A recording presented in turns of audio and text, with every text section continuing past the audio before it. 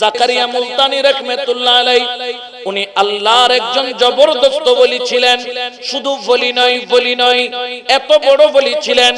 তিনি একজন কারি ছিলেন, হাফেজে কোরআন ছিলেন। শুধু তাই নয়, তিনি একজন মুহাদ্দিসে আজম ছিলেন, মুফতি আজম ছিলেন। মসজিদের খেতাবত করতেন। একদিন নাতিকে নিয়ে মসজিদের মধ্যে নামাজ পড়ার জন্য গেলেন।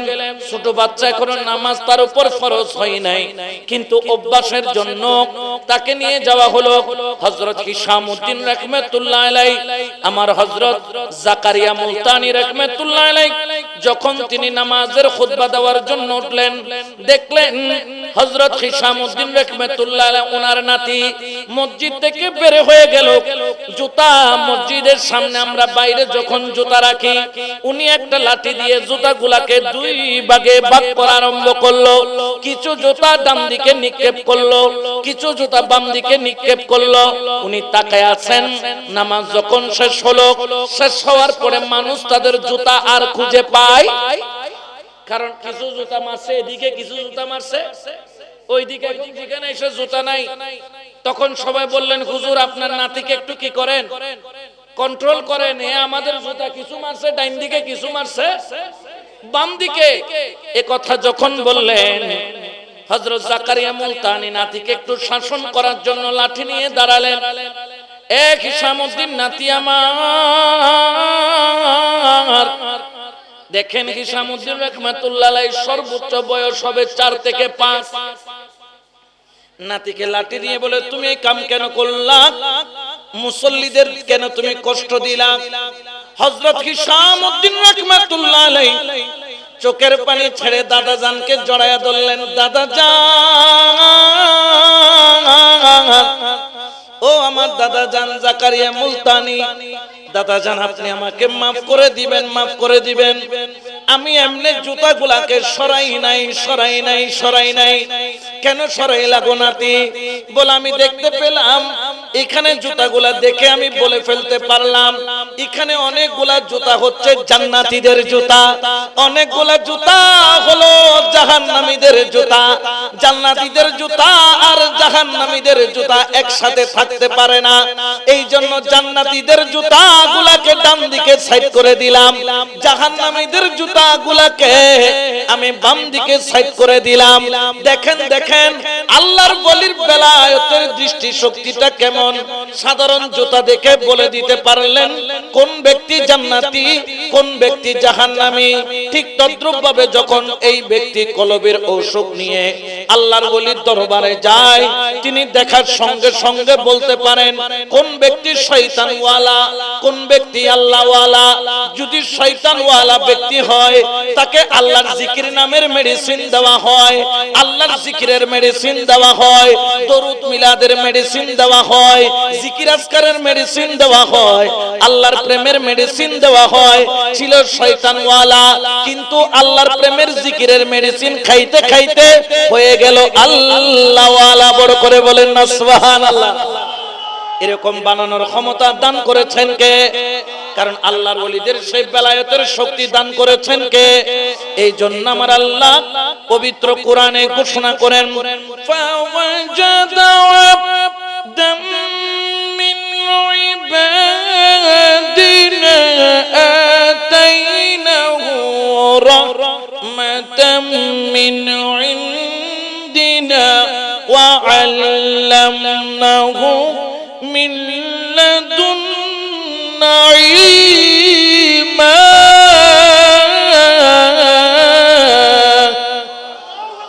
ঘোষণা কার? আল্লাহর কতগুলা বন্ধু আছে যাদেরকে আল্লাহ ইলমে লাদুন্নি দান করেছেন। এই কশফের শক্তি যার কাছে থাকে, সে বলে দিতে পারে কোন মানুষ কি নেওয়ার জন্য এসেছে, কোন মানুষ কিসের জন্য এসেছে।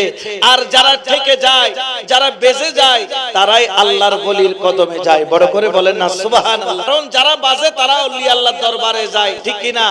আপনারা যখন সরকারি কোনো ঝামেলায় বেজে যান, মেম্বারের কাছে যান কি যান না? চেয়ারম্যানের কাছে যান কি যান না? কেন যান? নেতার কাছে যান। কেন যান? কারণ আপনি জানেন সে তার কাছে গেলে, এই জায়গার মধ্যে গেলে ওই জায়গায় খবর হবে। চেয়ারম্যানের কাছে গেলে এমপি সাহেবের কি হবে? খবর হবে।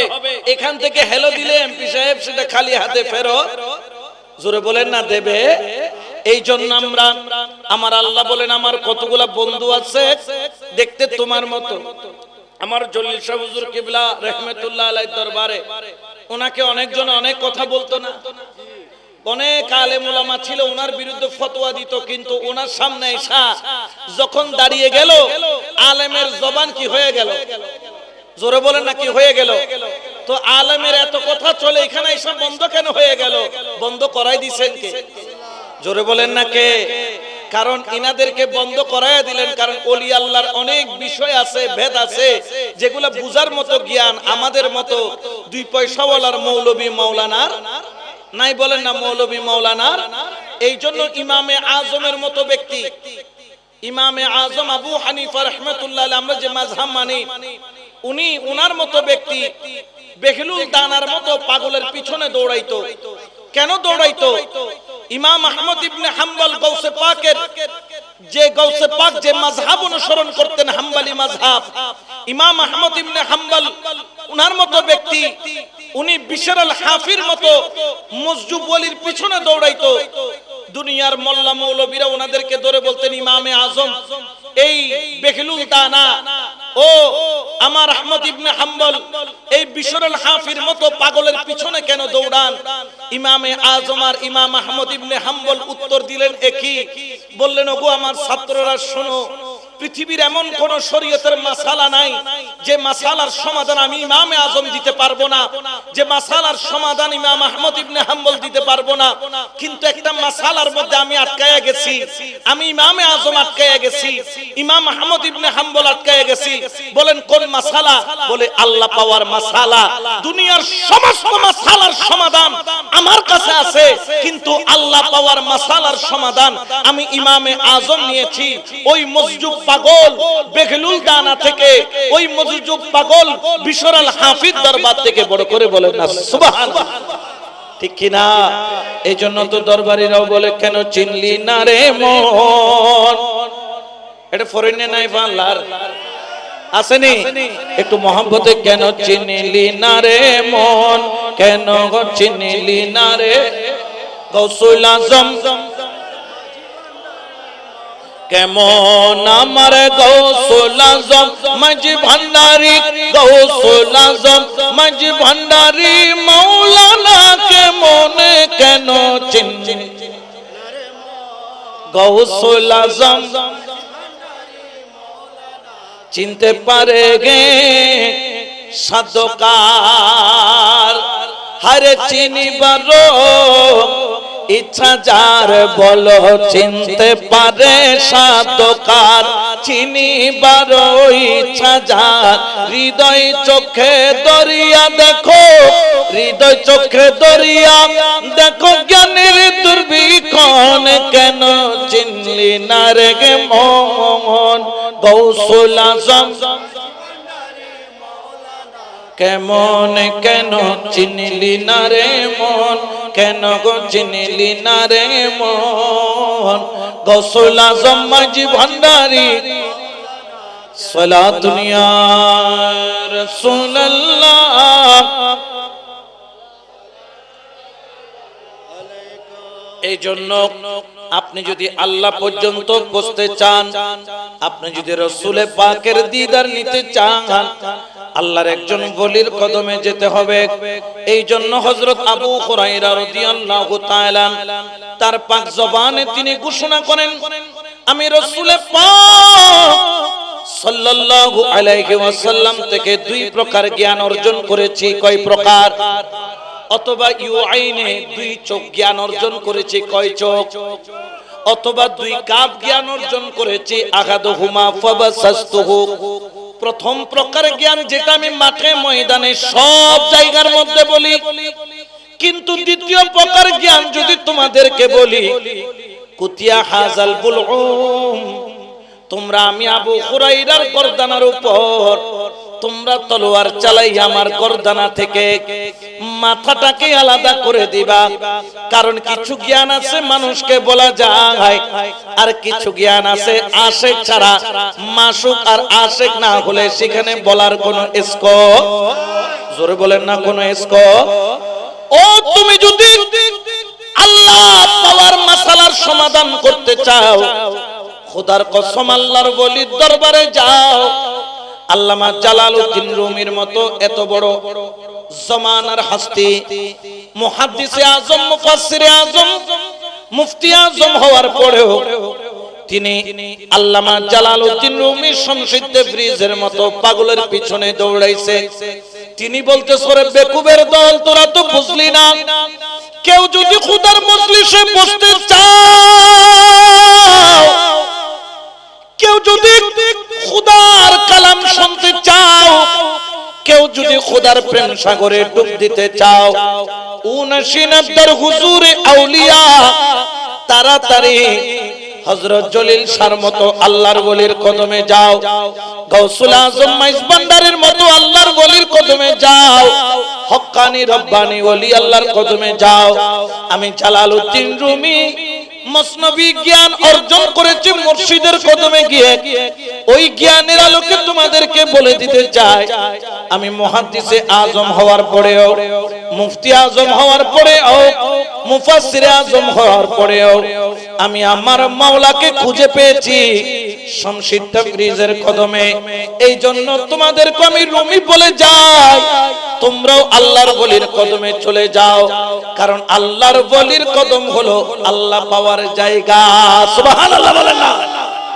আল্লাহরে না পাইলে আপনার দুনিয়াতে আসা এটা কি সার্থক হবে না অসার্থক হবে? জোরে বলেন। আর আল্লাহকে যদি এই দুনিয়া থেকে চিনে যাইতে পারেন, আপনার এই দুনিয়াতে আসা এটা কি বিফলে যাবে? জোরে বলেন না, যাবে। এই জন্য আমার বাবাজানের একটা কালাম আছে, খোদা ফাইবার আশা যারে বলো নবী, ফাইবার আশা যারে বলো মওলা, ফাইবার ও তোর শিকের ডুরি বন্ধ যাইয়া গৌসে মজভান, ও তোর প্রেমের ডুরি বন্ধ যাইয়া মুর্শিদের দর। ঠিক কিনা? আরো জোরে বলেন না, ঠিক কিনা? তোমারে আল্লাহ সংসার দিল, আল্লাহ তোমারে মা দিল, বাবা দিল, ভাই দিল, বোন দিল, জলিল শাহ রহমাতুল্লাহ আলাইহির মতো ওলি দিল, মুসলমান বানাইলো, সুন্নি বানাইলো, আশিকে রাসূল বানাইলো। আল্লাহ তোরে এত কিছু দিল, আল্লাহ তোরে সংসার দিল, সন্তান দিল, ঘর দিল, বাড়ি দিল, তুমি দিনের বেলায় কাজ করবা, সূর্য দিল, রাত্রে তুমি ঘুমাবা সূর্যরে ডুবাইয়া, আল্লাহ একটা ঠান্ডা বাল্ব চাঁদ লাগায়া দিল। চাঁদ আবার সব সময় ভালো লাগে না, অমাবস্যার রাতও দিল, পূর্ণিমার চাঁদও দিল। এগুলা একমাত্র দেওয়ার কারণ হলো মানুষ তোকে রাজি রাখা, মানুষ তোকে খুশি রাখা, আনন্দের মধ্যে রাখা। আল্লাহ তোকে এত কিছু দিল, আল্লাহ তোমাকে এত কিছু দেখার সুযোগ দিল। মন তোমার ভালো না লাগলে বছরে একবার কক্সবাজার চলে যাও, কক্সবাজার দেখলে মনটা খুশি হয়ে যায়। পরের বছর তুমি বান্দরবন যাও, বান্দরবনের সৌন্দর্য দেখে তোমার মনটা খুশি হয়ে যায়। এর পরের বছর তুমি সাজেকে চলে যাও, শীতকালে পাহাড়ের চূড়ায় চূড়ায় মেঘ থাকে, দেখতে কত ভালো লাগে। ওরে তোর সাজেক দেখতে মন চাইলো, বান্দরবনের সৌন্দর্য দেখতে মন চাইলো, কক্সবাজারের সৌন্দর্যের ঢেউ দেখতে তোর মন চাইলো। বিদেশ থাকো, বিবিটার একবার দেখার মন চাইলো, সন্তানটারে বুকে জড়ানোর মন চাইলো, মায়ের কদমে চুমা দিতে মন চাইলো। ওরে তুই আল্লাহর বান্দা হইয়া তুই একবার কেন চিন্তা করলি না আল্লাহ তোর শাহিরগের চাইতো আরো কাছে? একবার কি তোর মাওলাকে দেখতে মন চাই নাই? একবার কি তোকে আল্লাহ দেখার ইচ্ছা নাই? তুমি বলতে পারো হুজুর আল্লাহকে দেখার ক্ষমতা তো আমাদের নাই। আমি বলি বড় হক কথা, সত্য কথা, আল্লাহকে দেখার ক্ষমতা আমাদের নাই, কিন্তু আল্লাহ তাআলা আমাদেরকে দেখা দেওয়ার ক্ষমতা আল্লাহর আছে না নাই? জোরে বলেন না আছে না নাই? আমার দেখার ক্ষমতা নাই, কিন্তু আল্লাহর দেখা দেওয়ার ক্ষমতা আছে। ওরে আল্লাহর বান্দা, তুই মা দেখলি, বাবা দেখলি, নেতা দেখলি, এতদিন যারা বিএনপি করতো সামনে আসতে পারে নাই, 5ই আগস্টের পরে তারা আসলো, এখন তারেক রহমানকে ক্ষমতায় বসালো। তুই তোর নেতাকে দেখলি, একবার কি তোর রসুলকে দেখতে মন চাই নাই? একবার কি তোর আল্লাহকে দেখতে মন চাই নাই? একবার কি তোর মাওলাকে দেখতে মন চাই নাই?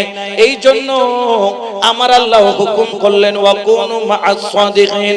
আমার আল্লাহ হুকুম করলেন ওয়াবতাগু ইলাইহি ওয়াসিলা, যেটা কালামে ঘোষণা করলেন।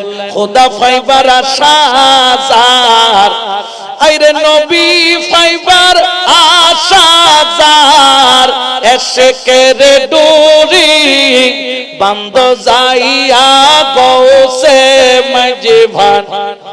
ও তোর প্রেমের ডুরি বান্দ যাইয়া মুর্শিদের দর।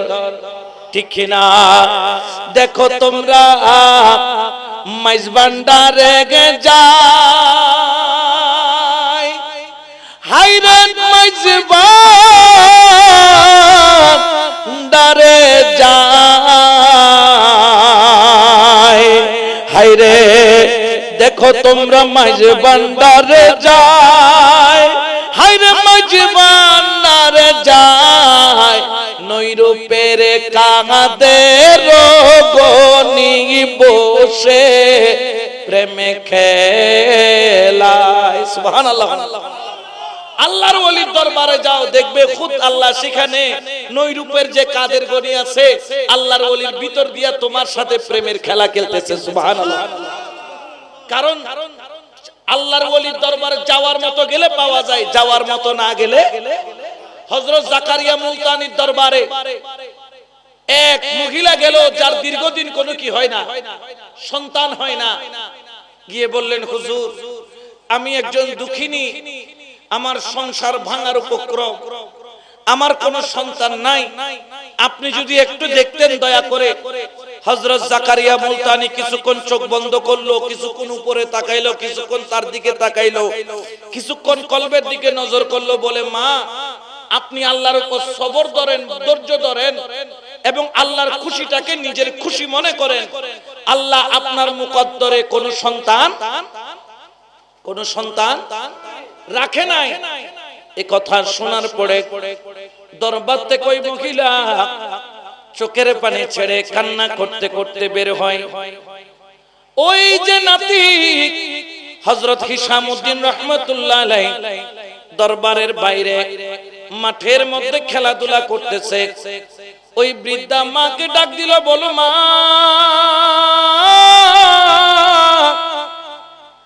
আল্লাহর ওলির দরবারে মানুষ কাঁদতে কাঁদতে আসে আর খুশি মনে ফেরত যায়, কিন্তু মা গো, তুমি আসলা খুশি মনে, কিন্তু ফেরত যাচ্ছ কাঁদতে কাঁদতে, ব্যাপার কি? বলো গো ছোট বাচ্চা, যাকে বলার তাকে বলছি, যা উত্তর পাওয়ার তাই পাইছি, তোমাকে বললে তো সমাধান হবে না। হিশামউদ্দিন মুস্কি হেসে বলেন, মা গো, একটু করে আমি ছোট বাচ্চা হলেও তুমি আমাকে বল, আমি তোমাকে রাস্তা বের করে দিতে পারবো। বললেন, কি বলবো? তোমার দাদাজানের কাছে গিয়েছিলাম, তিনি মুরাকাবার মাধ্যমে মাওলার সাথে কানেক্ট করে আমাকে জানিয়ে দিয়েছে আমার আর কোনো সন্তান হবে না। ওই হযরত হিশামউদ্দিন বলল, মাগো, আবার তুমি আমার দাদাজান জাকারিয়া মুলতানির দরবারে আবার যাও। বললেন, একবার তো ফেরত আসলাম। বলে, তুমি ফেরত আসছো কারণ আছে, কারণ বলার জন্য কিছু ভাষা আছে, যেই ভাষা দিয়ে না বললেও ওলির দরবার থেকে কিছু পাওয়া যায়। বলারও কিছু কি আছে, ভাষা আছে। তুমি জলিল শাহ রহমাতুল্লাহ আলাইহির দরবার আসলা, এমনি আইসা মনে করছো এমনি চাইলে তোমাকে দিয়ে দিবে না, চাওয়ারও কিছু ভাষা আছে। আদব লাগে, ভক্তি লাগে, প্রেম লাগে, খালেস নিয়ত লাগে, আল্লাহর ওলির উপর বিশ্বাসও। তুমি গেছো, তুমি চাইছো, তুমি চাওয়ার মতো চাইতে জানো নাই। বলতেছে তো কি করবো, যে আবার যাও আমার দাদা জানের কাছে।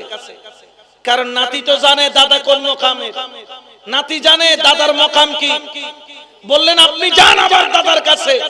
বলে বাবা যদি মারে, বলে মারবে না, যায়া বলবেন হুজুর আমি আবার আসছি, আপনি একটু আবার একটু দেখেন না আল্লাহ পাক আমার নসলে কোন সন্তান রাখছে কিনা। উনি যখন বলবে তোমার নসলে আল্লাহ কোন সন্তান রাখে নাই, তুমি ধৈর্য ধরো, সবর ধরো, তখন তুমি বলবে ওগো আল্লাহর ওলি তোমার দরবারে এসেছি, তোমার কদমে এসেছি, অবশ্যই সবরের দরকার আছে, তবে তোমার দরবারে এসেছি আমরা জানি আল্লাহ সব জায়গা থেকে ফেরত দিল, তোমার আল্লাহর ওলির দরবার থেকে ফেরত দেয় না। বড় করে বলেন সুবহানাল্লাহ। যেটা দুনিয়ার সম্ভব নয় সেটা তোমার পক্ষে সম্ভব, এই জন্য বিশ্বাস নিয়ে তোমার কাছে এসেছি। হযরত জাকারিয়া মুলতানির কাছে প্রেরণ করলেন। হযরত জাকারিয়া মুলতানি বললেন কিরে তুমি কেন আসছো? আমি না বলছি সন্তান হবে না, আল্লাহ তোমার মুকদ্দরে রাখে নাই। ওই মহিলা কেঁদে বললেন হুজুর আল্লাহ তো মুকদ্দরে রাখে নাই, কিন্তু আপনার দরবার আসছে আমার মুকদ্দরটা খোলার জন্য। সুবহানাল্লাহ বলেন। আজকে যদি আপনার দরবার থেকে খালি হাতে যায় আল্লাহর ওলির দরবারের কলঙ্ক হবে। আমি জানি আমার জবান কবুল হবে না, কিন্তু আপনার জবান ইবে মুস্কি মুস্কি আসের হযরত জাকারিয়া মুলতানি হদা নাতি শিখে দিয়ে ইন নাতির হাম কার হাম আমার নাতি তোরে কৌশল শিখে দিয়ে দে। বীজগণিত করার জন্য সূত্র লাগে, সূত্র ছাড়া বীজগণিত করা যায়? আল্লাহর ওলির দরবার থেকে হাসিল করতে গেলে কি লাগে? সূত্র লাগে। এই সূত্র একমাত্র আমার নাতি শিখায় দিয়েছে। বলেন হুজুর নাতি শিখায় দিক আর যাই দিক, উনি তো মিথ্যা বলে নাই, যা বলেছেন ঠিক বলেছে। সুবহানাল্লাহ। হায়রে তোমার দরবার হতে হারে অতম গেলে শূন্য হাতে,